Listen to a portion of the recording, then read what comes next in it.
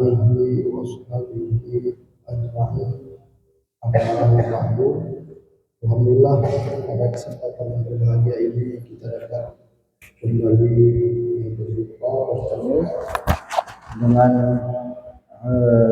kondisi yang sehat walafiat, dan insyaallah kita akan melanjutkan pembahasan kita, yaitu kajian Asmaul Husna, nama Allah yang keempat, Al-Malik.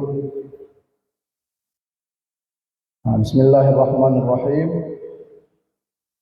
Nama Allah yang keempat dari nama Asmaul Husna, yaitu Al-Malik, adalah nama Allah yang urutannya keempat, yang memiliki arti yaitu yang menguasai dan memiliki segala sesuatu dengan tidak terbatas. Jadi ini makna dari nama Allah, yaitu Al-Malik. Artinya Al-Malik adalah zat yang menguasai segala sesuatu tanpa terbatas. Berbeda dengan makhluk walaupun dia penguasa, maka kekuasaannya tetap terbatas.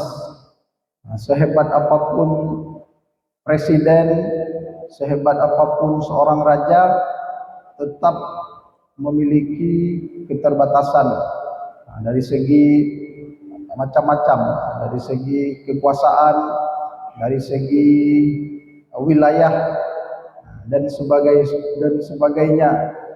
Artinya makhluk sehebat apapun dia menguasai sesuatu, sehebat apapun dia menjadi seorang penguasa, maka kekuasaannya tidak sama dengan Allah Al-Malik yang Maha Penguasa. Dengan kata lain, Allah Subhanahu wa Ta'ala adalah seorang raja di raja, yang tidak ada sekutu dan tidak ada yang setara dengan Allah Subhanahu wa Ta'ala. Apapun yang ingin dilakukan oleh Allah Subhanahu wa Ta'ala, maka tidak ada satupun yang bisa menghalanginya. Ini sifat dari Allah Subhanahu wa Ta'ala. Di samping Al-Malik, Allah juga memiliki nama lainnya, yang maha menguasai, yang maha mampu, yang maha gagah, ya Jabbar, ya Qahar. Maka Al-Malik ini juga berhubungan dengan nama-nama Allah yang lain, yang sifatnya adalah nama yang berkaitan dengan keagungan Allah, dengan kesempurnaan, dengan sifat kamal. Jadi Allah itu memiliki sifat jamal dan sifat kamal. Sifat jamal, sifat yang berkaitan dengan keindahan. Misalnya Ar-Rahman, Ar-Rahim, Al-Latif, itu sifat jamal. Sementara yang satunya lagi adalah sifat kamal, sifat kesempurnaan Allah, yang identik dengan sifat-sifat yang gagah, seperti Al-Malik, Al-Jabbar, Al-Qahar, Zul Jalali wal Ikram.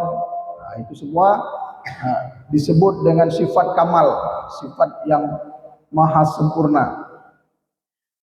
Maka kemudian tidak ada satupun yang bisa menghalangi dari kehendak dan kekuasaan Allah Subhanahu wa Ta'ala, dan tidak ada satupun peraturan yang membatasinya. Ini bedanya dengan makhluk. Kalau makhluk, sehebat apapun dia, kita lihat misal Presiden Amerika, walaupun dia hebat dan dia ingin menguasai dunia, maka dia tidak bisa. Kenapa? Karena dia terkait dengan batasan. Maka hari ini kita lihat ada beberapa kubu di dunia. Ada Amerika, ada Rusia, ada China, ada Cina. Artinya sehebat apapun makhluk ingin menguasai dunia tidak bisa. Karena sifat makhluk ini terbatas. Dibatasi dengan banyak hal, dengan kemampuan, dengan jarak, dan macam-macam. Maka manusia ketika dia menjadi penguasa, tentunya dia sangat jauh berbeda dengan Allah Subhanahu wa taala.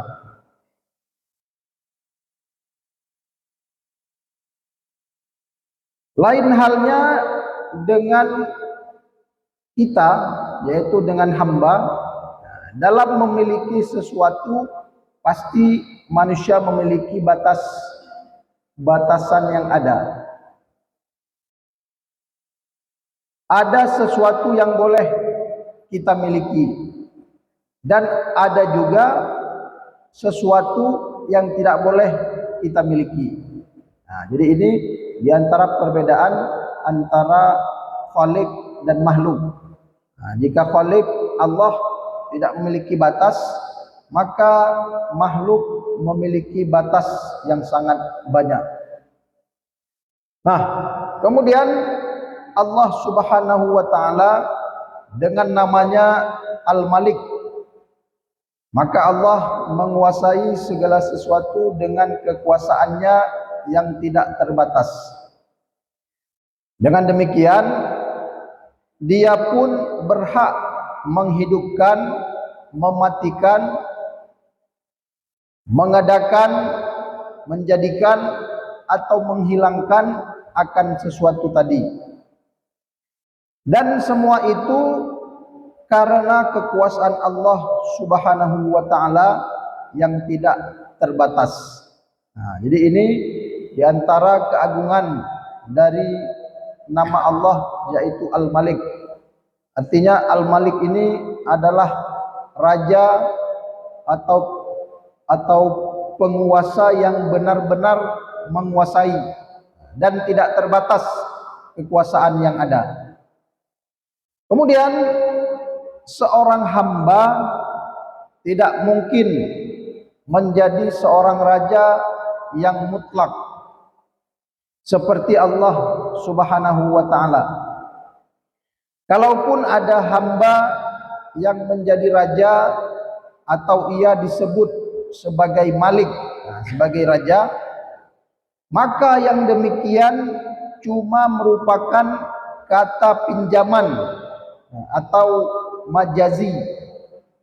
Karena yang sebenarnya raja hanya Allah Subhanahu wa taala semata.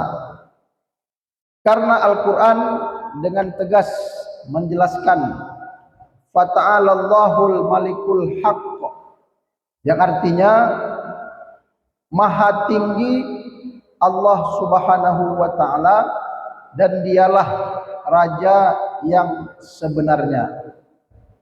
Jadi ayat ini menjelaskan bahwa yang sebenar-benarnya raja hanyalah Allah semata-mata. Kemudian para ulama, anbiya, dan para rasul menyuruh kita agar selalu dekat dengan Allah yang maha menguasai, Al-Malik, Maharaja. Tujuannya agar kita menjadi seorang hamba dari Al-Malik, yaitu Abdul Malik. Jadi kita dianjurkan agar kita dekat dengan Allah Al-Malik, dengan Allah yang maha penguasa. Sehingga karena kita dekat dengan Allah, maka kita pun akan menjadi Abdul Malik, akan menjadi hamba dari Allah yang maha mulia. Hari ini kita lihat ketika kita dekat dengan manusia, kita pun jadi mulia. Kita dekat dengan presiden, kita dekat dengan orang-orang hebat, kita pun mulia. Bahkan kita lihat kalau pemimpin, penguasa turun ke suatu tempat, ramai orang yang ikut mendampingi, sehingga orang-orang yang berada di sekitarnya pun menjadi mulia. Maka demikian pula gambaran apabila kita dekat dengan Allah yang Maha Raja, yang Maha Menguasai, sehingga orang yang dekat dengan Allah disebut dengan Abdul Malik, maka ia pun akan mendapatkan kemuliaan dari Allah Subhanahu wa taala. Nah, kemudian kita bisa melihat dan membayangkan betapa senang hidup seseorang dan bahagianya ia kalau ia dekat dengan seorang raja yang memiliki kekuasaan yang tidak terbatas dan memiliki segala sesuatu dengan kepemilikan yang mutlak. Sebagai perbandingan, bayangkanlah betapa senangnya hidup seseorang apabila ia dekat dengan raja-raja dunia, raja-raja kecil. Maka tentu dia akan mendapatkan banyak kenikmatan. Padahal kekuasaan mereka sangatlah terbatas. Maka oleh karena itu tidaklah aneh apabila raja-raja kecil tadi turun, dengan otomatis turun juga orang-orang yang dekat dengan mereka. Dan lain halnya kalau seseorang dengan Al-Malik, yaitu Allah Subhanahu wa taala, raja yang sebenarnya, maka alangkah senang hidupnya dan bahagianya ia, karena Allah Subhanahu wa taala adalah raja dari segala raja, dan Allah Subhanahu wa taala tidak berhajat kepada siapapun, bahkan sebaliknya selain dia berhajat kepadanya. Maka hadirin yang dirahmati Allah Subhanahu wa taala, ini perbedaan ketika kita dekat dengan Allah Al-Malik yang Maha Raja, dan ketika kita dekat dengan manusia yang dia sedang diberikan oleh Allah kekuasaan.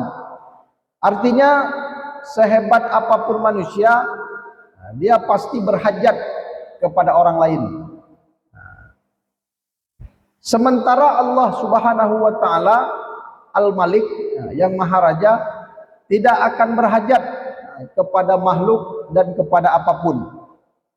Maka oleh karena itu sehebat apapun orang, sehebat apapun dia penguasa, raja, kelemahannya apa? Dia tetap akan membutuhkan kepada orang lain. Walaupun beliau presiden, raja sekalipun, maka dia tetap butuh kepada makhluk yang lain. Mungkin belum hari ini, bisa jadi esok hari, bisa jadi ke depannya, tetap dia akan butuh kepada orang lain. Nah, kemudian kalau diperhatikan dari urutan Asmaul Husna, dari yang pertama yaitu Allah, kedua Ar-Rahman, ketiga Ar-Rahim, dan keempat baru Al-Malik. Maka di situ ada mengandung makna yang sangat besar. Jadi dari segi urutan ini, Bapak-bapak, itu bukan sekedar urutan biasa, tapi ada filosofi, ada hikmah. Apa hikmahnya? Jadi Allah, nama Tuhan yang pertama, adalah nama bagi zat yang wajib ada dan bersifat dengan segala sifat kesempurnaan dan kebesaran.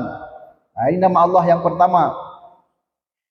Kemudian Ar-Rahman, adalah yang sangat pengasih, penyayang, dan memberikan nikmat yang besar kepada hambanya. Nah, ini makna dari Ar-Rahman yang kedua. Kemudian yang ketiga, Ar-Rahim bermakna sangat pengasih dan sangat penyayang. Nah, ini lebih khusus. Dan memberikan nikmat kepada orang-orang yang khusus. Nah, ini bedanya Rahman dan Rahim. Dan yang keempat, Al-Malik, yaitu Allah Subhanahu wa taala adalah zat maharaja, dan dia bukanlah seorang raja yang kejam, tetapi dia seorang raja yang didasari dengan Rahman dan Rahim. Nah, jadi luar biasa.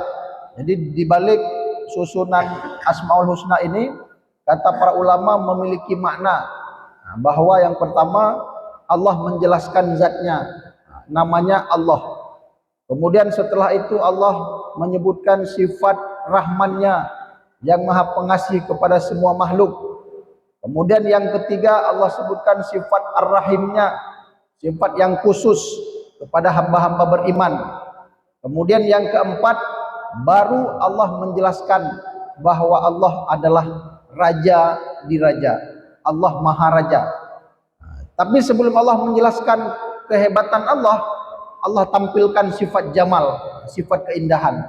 Saya itu Rahman, saya itu Rahim. Baru kemudian Allah menjelaskan sifat Al-Malik, aku Maha Kuasa, Raja di Raja.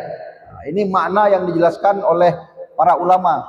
Artinya urutan ini bukan sekedar urutan, tapi Allah ingin menjelaskan bahwa yang Allah ingin tampakkan yang pertama adalah zat Allah itu sendiri. Kemudian yang kedua dan yang ketiga, Allah ingin menampakkan sifat jamalnya, sifat keindahannya, yaitu dengan sifat maha pengasih dan maha penyayang. Baru yang ketiga Allah nampakkan kehebatannya. Nah, ini umpamanya kita manusia, ketika kita kenal dengan orang, padahal beliau hebat, jenderal, tapi beliau tidak memperlihatkan kehebatannya. Yang beliau tampakkan sayang, penyayang. Ketika ada orang ramah, ketika ada anak kecil, beliau sopan, beliau kasih uang, kasih jajan, sehingga kita tidak tahu bahwa beliau itu orang hebat.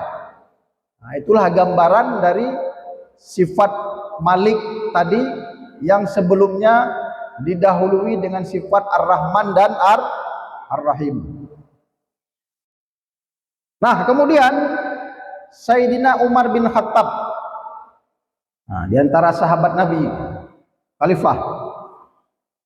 Sayyidina Umar bin Khattab suatu hari beliau menjadi khalifah. Jadi suatu hari beliau menjadi khalifah dan ingin mengangkat seseorang menjadi amir atau gubernur. Nah, jadi beliau suatu hari ingin mengangkat gubernur atau amir. Maka kemudian pada waktu acara pelantikan gubernur tadi, tiba-tiba datang cucu dari Sayyidina Umar bin Khattab. Tiba-tiba datang cucu dari orang yang akan dilantik menjadi gubernur tadi. Jadi ini Sayyidina Umar akan melantik seorang gubernur. Nah, dan ketika acara pelantikan tadi, tiba-tiba datang cucu dari gubernur ini. Nah, cucunya datang. Waktu acara pelantikan, terus cucu, dan Sayyidina Umar bin Khattab langsung memeluk dan mencium cucu-cucu tersebut. Nah, walaupun bukan cucu beliau karena anak kecil.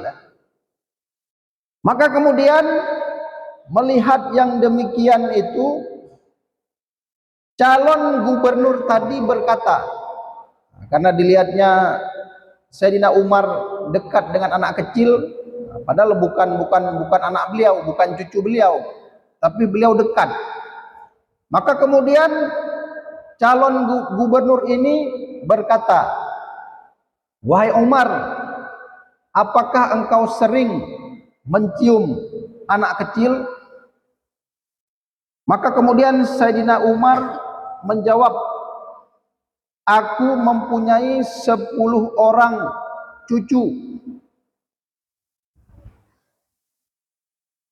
dan semuanya senantiasa aku cium." Nah, jadi Sayyidina Umar ini sangat penyayang kepada cucu-cucunya, kepada anak-anaknya. Maka kemudian setelah itu sang calon gubernur ini juga berkata, "Wahai Sayyidina Umar, aku juga memiliki cucu, tapi aku tidak pernah mencium satu orang pun dari cucu-cucuku." Maka kemudian setelah Sayyidina Umar mendengar penjelasan tadi, maka kemudian Sayyidina Umar langsung mengambil keputusan membatalkan pelantikan dari calon gubernur tersebut. Nah, kenapa kira-kira Bapak-bapak? Karena tidak ada sifat penyayang. Nah, jadi kata Sayyidina Umar, bagaimana mungkin seorang raja tidak didahului dengan sifat Rahman dan Rahim? Nah, ini luar biasa. Nah, jadi karena beliau khalifah, begitu beliau tahu ada calon gubernur tidak pernah mencium cucunya, langsung digagalkan. Nah, kenapa? Karena ya logika sederhananya, menyangen cucu hantom gecum hana sayang, iban lom ngan urang lain. Nah, itu logikanya, gambaran singkatnya. Maka kemudian Sayyidina Umar pun menggagalkan beliau menjadi calon gubernur. Nah, karena ternyata beliau tidak memiliki rasa kasih sayang, menurut Sayyidina Umar. Nah, maka Sayyidina Umar bertindak demikian karena mengingat bahwa Allah sendiri adalah Al-Malik, yang Maharaja, yang walaupun Allah itu Maharaja, tetap Allah mendahului sifatnya dengan sifat Rahman dan sifat Rahim. Nah, ini kisah yang luar biasa. Dari pengertian makna Al-Malik yang telah disebutkan, maka wajiblah kita mengiktikadkan dan meyakini bahwa Allah Subhanahu wa taala memiliki segala sesuatu dan menguasainya dengan kepemilikan dan kekuasaan yang tidak terbatas. Kalau seorang hamba sudah mendapatkan bagian dari nama Allah Al-Malik ini, maka ia berhak disebut Abdul Malik, yaitu hamba dari Allah yang Maha Raja. Dan kemudian hamba yang sempurna ialah hamba yang mendapatkan bagian dari 99 Asmaul Husna. Jadi hamba yang sempurna itu hamba yang mendapatkan bagian dari 99 nama Allah.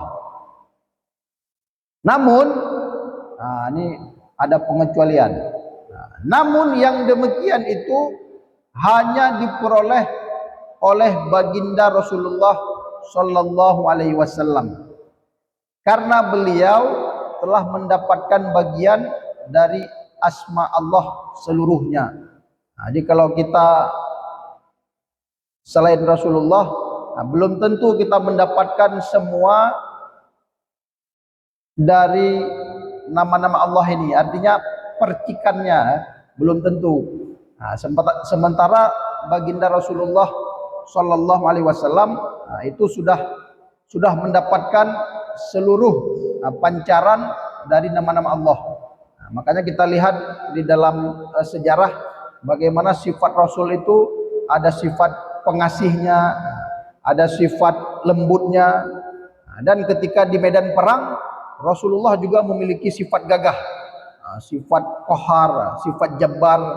Bahkan disebutkan dalam riwayat kekuatan Rasulullah itu satu orang nabi ketika berjihad setara dengan 70 pria.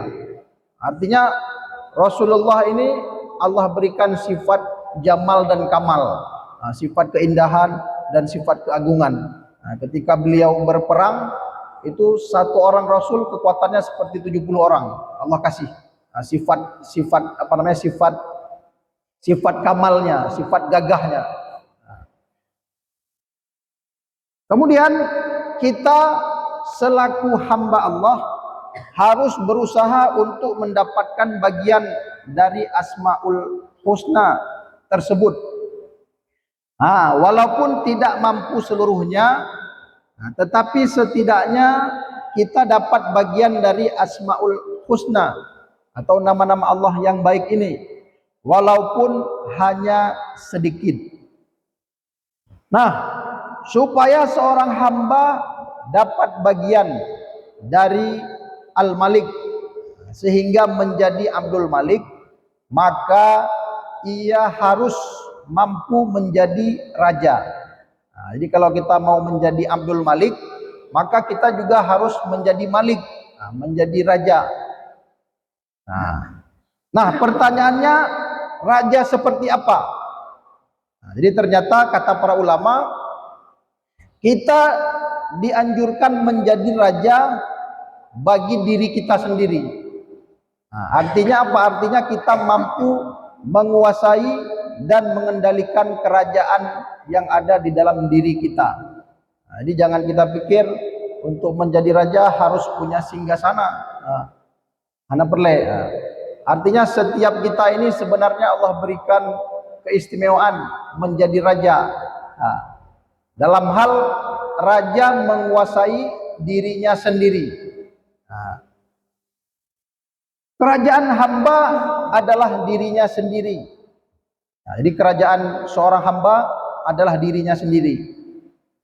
Dan tentara atau pasukan yang ada di dalam dirinya mampu ia komando atau ia perintah. Nah, tentara tersebut adalah diantaranya pertama ghadab atau sifat marah. Ini tentaranya yang harus diperintah. Kedua, syahwat. Maka ini adalah diantara tentara yang harus tunduk di bawah perintah serta riayah serta rakyat jelata. Serta rakyat jelata yang ada pada dirinya pun juga harus tunduk dan taat. Yang dimaksud rakyat jelata adalah mata, hidung, telinga, mulut, kaki, dan anggota badan lainnya. Jadi ini rakyat jelata.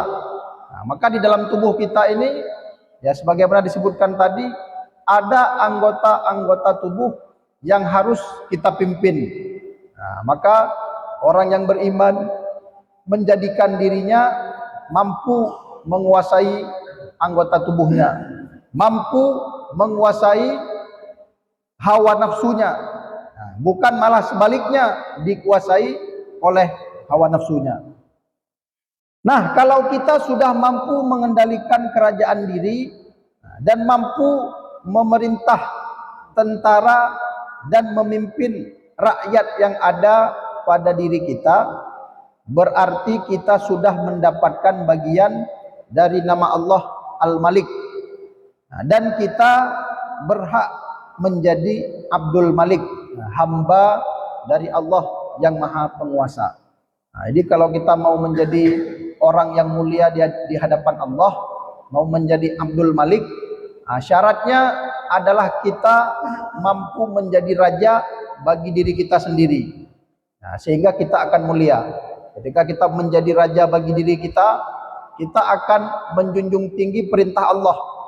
Kita tidak akan mau melakukan hal-hal yang bertentangan dengan perintah Allah. Kita tidak akan berani melanggar aturan Allah. Sehingga dengan itulah kita akan mendapatkan kemuliaan dari Allah Subhanahu wa taala. Kemudian ada lagi rahasia yang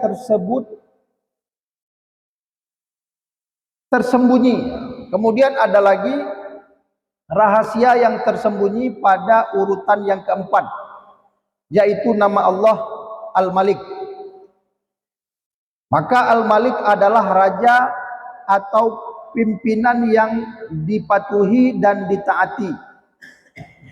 Lalu sifat seperti apa bagi seorang raja atau pemimpin yang harus ditaati? Nah, ini bagus nih. Nah, sifat seperti apa bagi seorang pemimpin yang harus ditaati dan yang mesti didukung? Nah, ini cocok nih.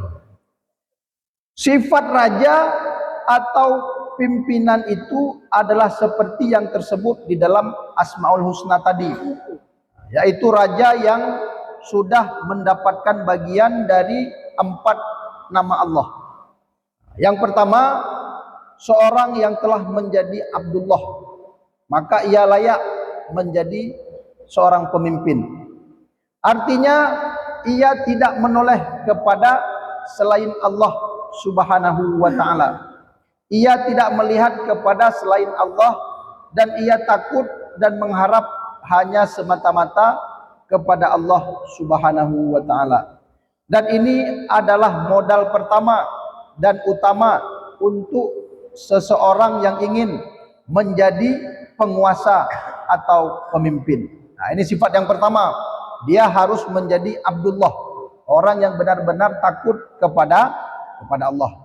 Kemudian yang kedua, ia harus menjadi Abdurrahman. Ia harus sangat kasih dan sayang kepada orang-orang, kepada hamba-hamba Allah, dan mengajak orang lain kepada jalan kebaikan dengan ajakan yang lemah lembut dan santun. Nah, ini yang kedua.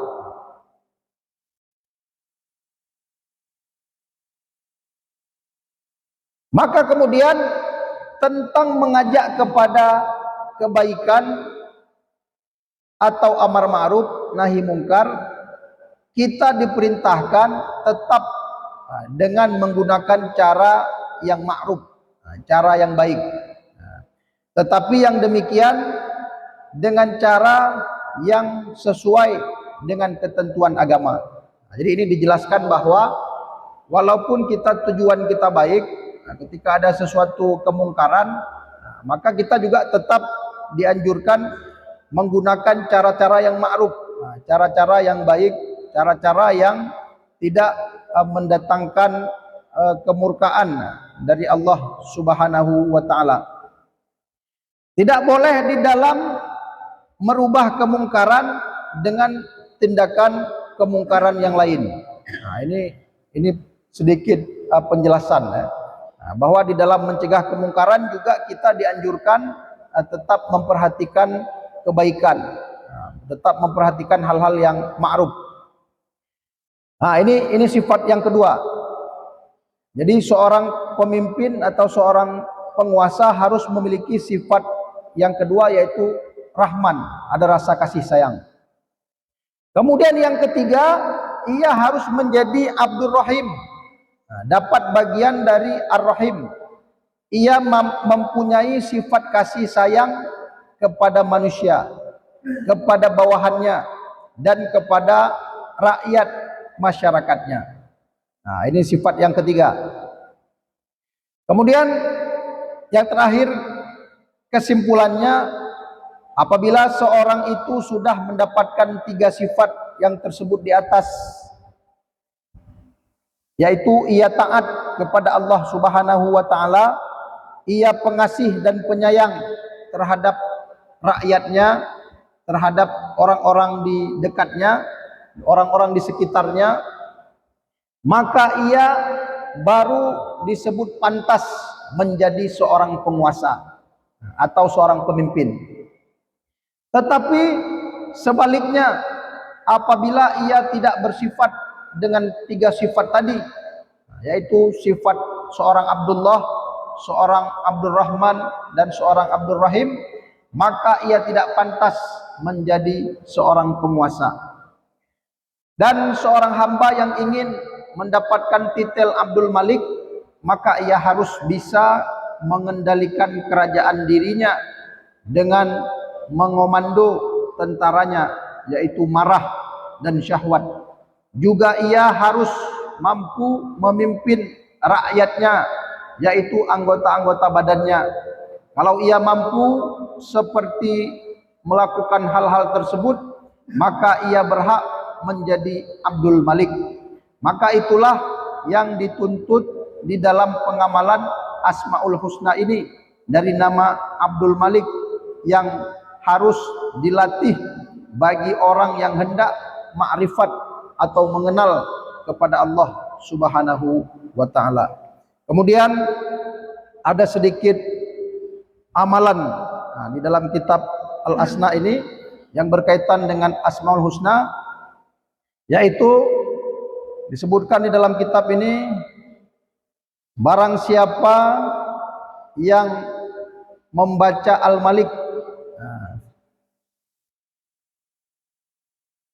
faman wazaba alaihi waqta zawali kulla yaumin mi'ata marrah, barang siapa yang tekun membaca Asmaul Husna, yaitu ya Malik 100 kali dalam sehari, sofa qalbuhu, maka hatinya akan bersih, akan bening, wazala kadaruhu, dan akan hilang segala kesusahannya. Jadi ini sedikit amalan dari nama Allah Al-Malik. Kalau kita baca sehari 100 kali, maka kata pengarang kitab ini, di antara fadilahnya adalah hati kita akan bersih dan akan hilang segala kesusahan kita. Kita baca kalau misal lagi ada masalah, kita baca ya Malik, ya Malik, ya Malik. Wahai gimana? Jadi biasa dosis yang nanya menyenah hajat. Lagi ubat. Menyenah hajat kan na dosis di kan. Tapi menyenah hajat apa baca padung ke, cuma menyenah hajat laginya dosis di. Lagi ubat. Menyenah hajat ada baca padung mungkin. Cuma ketika ada hajat kita baca lagi ibgah puno sertuh. Karena biasanya kan amalan dari urung-urung soleh ya. Mungkin karena sering membaca sertuh dan mustajabah, maka gepegahmenan. Mungkin hanya itu yang dapat kami sampaikan. Apa yang baik datangnya dari Allah Subhanahu wa taala, apa yang kurang datangnya dari kelemahan kami pribadi. Subhanakallahumma wa bihamdika asyhadu an la ilaha illa anta astaghfiruka wa atubu ilaik. Shalli wa sallim ya Rabbi.